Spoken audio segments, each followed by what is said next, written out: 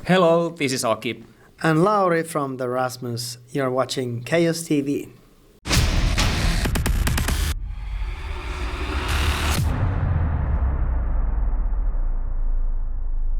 Okay, so hello everyone. Chaos TV is today here at the office of Super Sound Music, and we are with Aki and Lauri from the Rasmus. So first of all, hello guys and welcome to Chaos TV. Thank you. Good to see you again.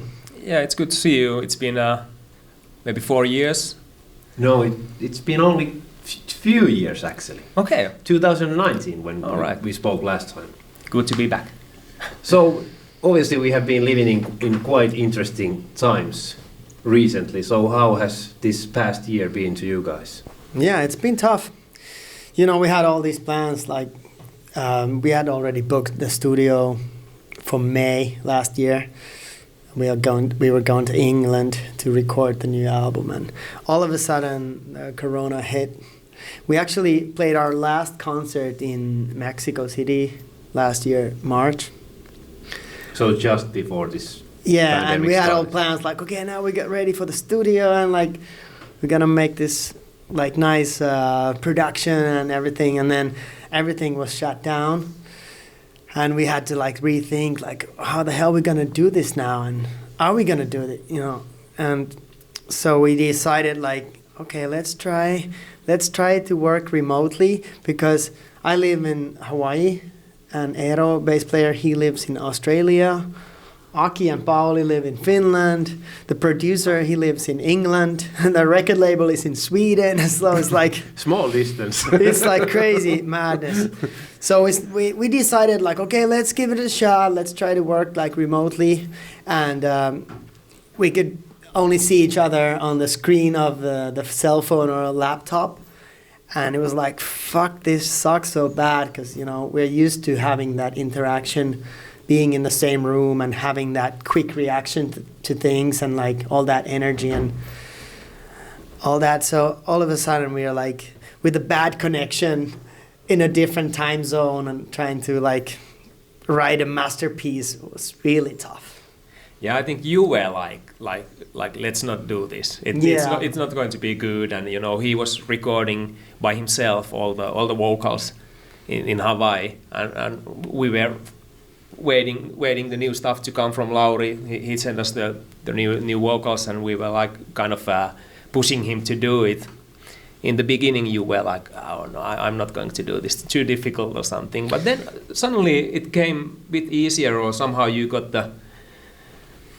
Yeah, I just got the right medicine. So it's like, yeah, but you got it done. It was hard, and you know, when you have some like expectations, and like I get energy from the guys, you know, being together, even though it's only me who's singing the vocals. I know they are at the studio, and you know they're listening. Yeah. They, you know, but if I'm there alone in Hawaii, and I know the guys are actually sleeping in Europe, so I feel like fuck, I'm so lonely, and I'm just here like I don't know if this is even good, or you know, like you don't get the instant feedback from your doings. So it was tough to begin with, but in a way, I think we sort of tried to make that as a theme for the album, like that distance and that separation.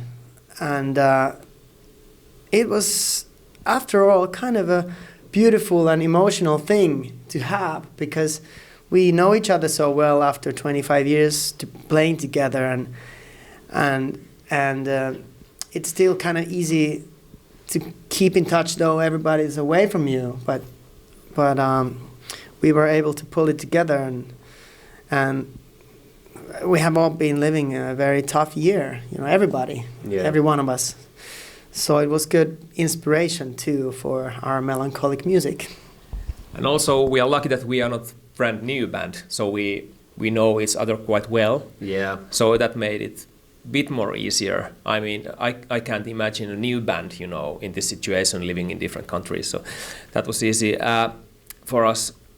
Also, I was recording drums here in Helsinki at Sonic Pump Studios with Nino Laurenne and the producer on the screen all the time.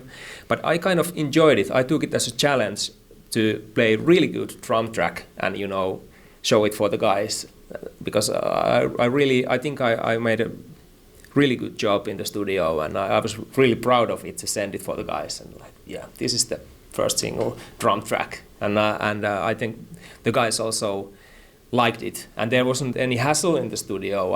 Everything was relaxed and nice, and I made my atmosphere there. This is drum day 2. You know, I was really focusing on the recordings.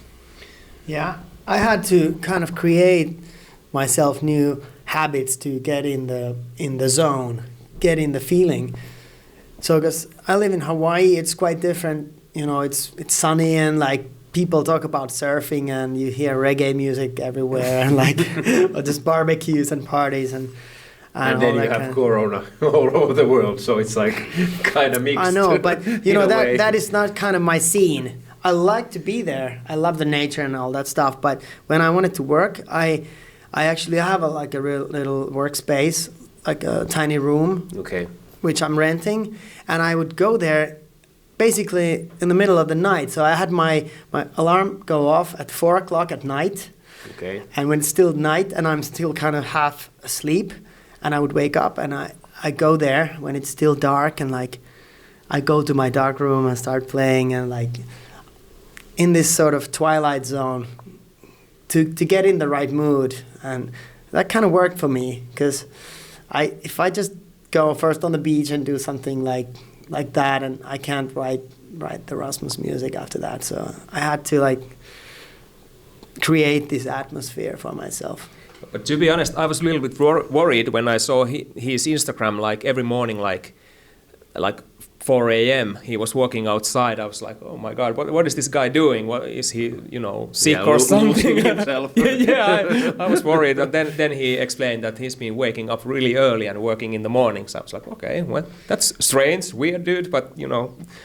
There was part of this was because I met a guy, who was my friend in Hawaii, and he's into meditation and like kind of spiritual stuff, and he was like telling me like, I wake up every night at 4 o'clock to do my meditation, and then I go back to sleep.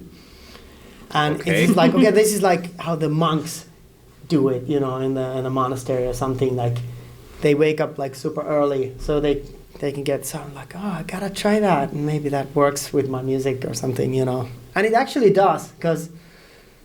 Do you feel that reflects on the album somehow? I do think so, yes, a lot. And also, everything is weird. My workspace is like in the back of this like industrial hall. So I would have to walk there, and it's like kind of creepy and quiet, and like hooks hanging from the ceiling, and I like go there in the pitch dark, in the middle of the night, and it puts me in the right mood for songwriting. Okay. So speaking about like working with the producer in this time period, was it a difficult experience? Or were you actually like familiar with the producer beforehand? Before we started the recording process, we met him. Okay, so that makes a massive difference. Yeah, we had a really nice plan, as he told. We went to Spain 2 times.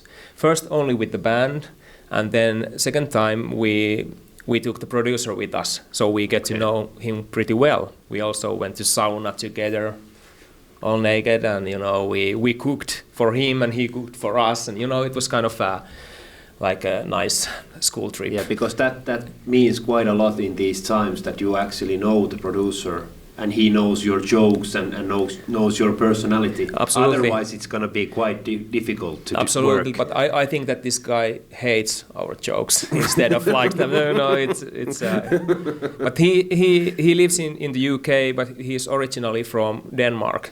Okay. So the Scandinavian jokes are kind of similar. Yeah. So speaking about like the upcoming album, did you wrote it like completely during this COVID time, or was it partly written before this whole storm hit? Partly written before. I mean, sometimes the ideas, they take years to sort of develop and find their form. But most of the stuff was definitely written last year, and especially the lyrics. almost everything was written last year during these times. So I think that can be read between the lines a lot, you know, those kind of feelings and desperation. So did it feel like a therapy session for you to make this album? So you sort of have like an escape from the reality when you're making the music? Yeah, I think definitely, and it's important, at least for me, to not to stop and instead like do stuff in this kind of situation, because we can't go on the road, we can't play concerts, so you can easily just be miserable at home. Oh, but yeah. I guess it's way better to do something creative than just stay home. Yeah, so I've done a lot of music. Besides the Rasmus, I started my bedroom sessions YouTube channel. Yeah. So it's been fun. Like I just want to like get close to that experience of playing a live concert, and that's maybe the closest I can get with that. And I just do these kind of live versions of songs that have been important. So do you think in my about life. those like a lot beforehand, or is it just like something that No, you just decide that, hey, I want to do this, and then you go for it? I've thought about the songs that I would like to do, because, you know, there are songs that are sort of like the soundtrack of my life in a way. But I go there in the early morning, and then I start practicing the song, because I'm not a very good piano player or anything, so I just like barely can finish the song, and I'm just, you know, recording it and then put it out. So it has that kind of fragile feeling to it. Original rock feeling. Yeah, so it's been fun, and that's also like therapeutic to do that. So it's songs from Beatles to Slayer, and of course the Rasmus songs. I've done a lot of versions of the old Rasmus songs. So yeah, that's my little hobby. So the first track that you will be dropping on Friday is called Bones. But I want to ask you before we go to that track, that have you already like finalized the album? Is everything done already, or is there still some bits and pieces that you have to put together? Well, we have like a pile of songs ready. Okay. But also we are working more on the songs right now. But I think it will be. I hope it will be finished pretty soon. But it's fantastic, you know, feeling when we have many of the songs ready, and we decided which songs go on the album and which will be on the album. And yeah, it's. I guess it's a good thing in this Corona time that you now have like the time of absolutely to think about things, and if you need to write a new track, to like in the middle of the song or in the middle of the album, you can do it. Or there's like, of course, that's also dangerous because it's easy to overthink things. Yeah. It's easy to let's do this again. And that's one thing. Like, more. and if it gets too long time, you know, like it's good you to overanalyze a lot. Yeah, and then you would do something else, and it's better to try to capture that moment. And I think we're now hopefully getting over this Corona thing. At least now it looks better. So I think what we went through, every one of us last year, and like that, I think it's like it's try to wrap that up on the album, and then just like that's one chapter in the book of the Rasmus, you know, and then go ahead and do something else next time, you know, just kind of close it up. So, as I already mentioned, the first song dropping on Friday is called Bones. Woo! So, could you tell us a bit about the track? Is that something that was finished like as the first song on the album, or is there like some stronger meaning behind the track? Well, that song talks about karma, and I mentioned earlier that I met this guy who's kind of spiritual, and he took me into these kind of thoughts, deeper thoughts about like karma and like all kinds of things, like self searching and these kind of things. I've had a lot, maybe too much time to go through my thoughts the last year, and karma is one interesting thing. Like, I believe in that so much. Like, whatever you do in your life, it has a meaning. And if I look back at our career and I think of all the decisions we made and the things we did, they all had some effect on many things, you know, on many people's lives. Even like many of our fans have like, you know. I guess you hear those stories quite a lot when you're on the road. Yeah, maybe that goes to more on the destiny side. But anyway, like just thinking these deep thoughts and karma is one of them, and so I really felt like this was a good fit with the melodies, and that song came very like easily, so that's always a good sign. Like you don't have to push it or think it too much. Like it sounds like pretty much ready when it was born. And I think it was one of the first tracks we finished. Okay, and that was sort of like giving you the direction where you're heading also. Yeah, one of those key songs, as we say. Yeah. It's hard to pick the single. I never want to do that, like, because they are all your babies, and you just have to choose like, one. Yeah, and you fell in love with kind of different reasons. Yeah. I mean, you know, you can fall in love with the sound or with the piece of a lyric or something. You know, it's really difficult. And I think as a band we are really bad choosing the singles, and it's I always vote for the wrong one or something. I don't know. Yeah, I mean, when it was time to pick like In the Shadows or something, I didn't pick that. I picked something else. So I voted for Guilty. Me too. Yeah. And then it was like, okay, well, I guess it was a good pick. You know, someone said like, no, guys, this is the song. It's like, okay, whatever. So do you ever doubt what other people say to you? Well, it's good to have an outside opinion. Yeah, luckily we have people we trust, you know. Yeah, and people who know the full history of the band. Yeah, you know, from the record label side, we have Guy who was like with us like 20 years ago. Yeah. Over 20 years ago. So he's like, we fully trust him, like with that kind of stuff. When the album is ready, it's like it's fun to give it to someone else who has like fresh ears and like, listen you will to get it like blind to your own stuff. So that's also, I guess, one of the reasons why it is so hard to pick a single. Yeah, and one thing that, you know, already now talking about the album, but we have played it to a lot of different people, and a lot of people have different favorites. Okay. So it's not like just one song that everybody's like, oh, this is the one, you know. And it's interesting. Yeah. I think it's a good sign. I hope. Yeah. Of course, because if people have different opinions, it's always good.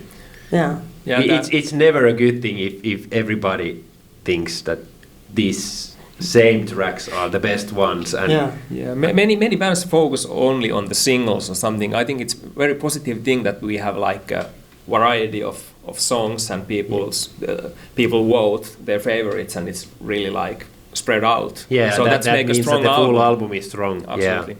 Yeah, it's really nice to think of like in albums, and you know we are sort of like old-fashioned band in that sense. You know, we like to create these like concepts and have like everything wrapped around the same theme when the album comes out, and like it's great.